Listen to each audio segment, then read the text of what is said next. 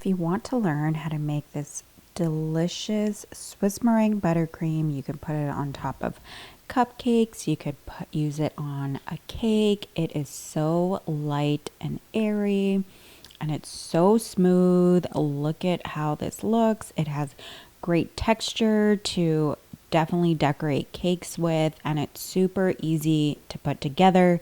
You don't have to wait there to put 2 tablespoons of butter at a time.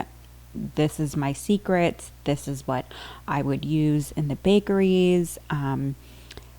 You guys have to have this recipe. So let's get started. We are going to get started with our bain marie, and you're going to grab a small saucepan and you're going to cover it about a quarter of the way full with water, and make sure that a bowl fits on top of it. We're going to bring this up to a low simmer. So I have a bowl here and I'm going to place my egg white in there and my sugar, and I am going to give this a really good whisk until all of the egg white and the sugar is fully combined and everything, there's no like sugar granules showing or sugar clumps. Everything is kind of wet and mixed in together. So now I'm going to place this over my simmering water, and I'm just going to stir this around and cook it until my egg mixture reaches 160 degrees Fahrenheit. You really want to cook your sugar at this point. It really helps hold the integrity of the Swiss meringue buttercream, and it also is safe to eat if you're pregnant or any of those things. So cook your eggs till 160 degrees, and you want to continuously stir this so that you don't make egg white sugar scrambled eggs. So I'm cooking this and I'm still holding my low temperature, and it's almost there.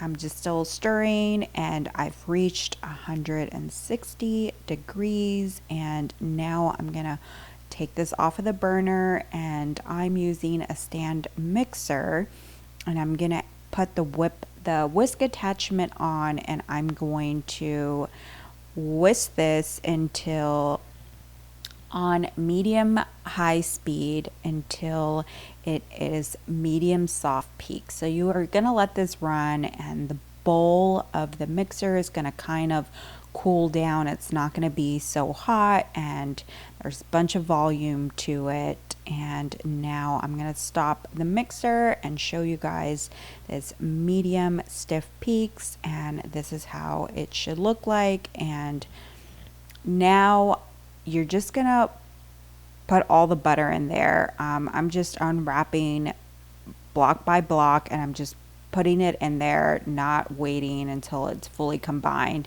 And it's going to come together, trust me. You don't need to do 2 tablespoons at a time. Sometimes what ends up happening is that it gets really soupy, and then you have to do all this work to like bring it back so it comes together, and this kind of avoids that step. So if you just start adding it block by block, and it's so important that your butter is room temperature. Like, you don't want it to be too cold, and you don't want it to be like soft to the point where it's like a little bit melted. So room temperature where it's pliable, that is the consistency that you want. So leave your butter out for 5 hours or 4 hours, and that's how you know it's room temperature, and then use that butter. So I'm adding it all in, and you guys can see like the buttercream has come together. It did not get into that soupy consistency, and a lot of the times doing it slower kind of makes it worse. So now I'm gonna let this mixer run for 10 minutes, and I know it's a long time, but I'm gonna bring down the speed, and I'm going to go ahead and add my vanilla extract and my salt and combine that in. And now I'm going to let it run on low speed for 10 minutes. So it's been about 10 minutes, and if you really want all those air pockets to come out, this is a good time to switch it to the paddle, and you can see the consistency right now. It's really nice and smooth. So if you're just using it for cupcakes and you think this is the consistency that you want, go ahead and stop there. You don't need to switch it to the paddle, but I want it extra smooth, so I am switching it to the paddle, and I'm gonna let this run for about 10 to 15 minutes on low speed again, and it will come out super smooth and creamy. So it has been about 10 minutes, and as you guys can see, it has this beautiful consistency. I'm going to stop the mixer and take it out, and let's take a good look. It's really has this beautiful color.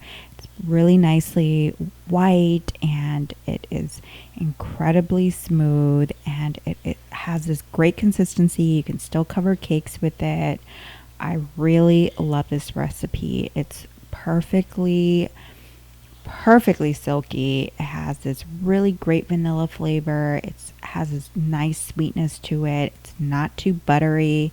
It's just a great recipe. So I really hope you guys give this recipe a try, and I will see you guys next time.